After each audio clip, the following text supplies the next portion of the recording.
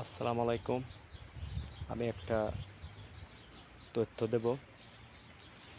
আপনারা অনলাইনে টিকিট কাটলে চেক করে নেবেন।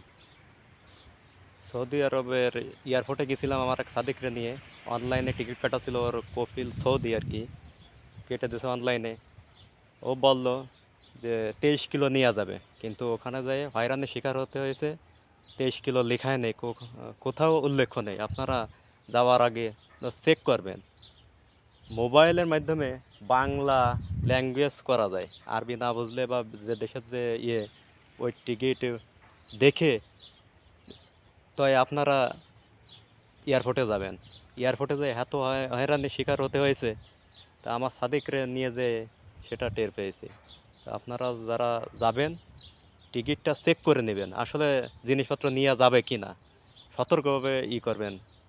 ও পরবর্তীতে সৌদির 500 রিয়াল, বাংলাদেশে 16,000 রিয়াল আসে, সেটা তার দিয়ে তো সে জিনিস নিয়ে যেতে হয়েছে।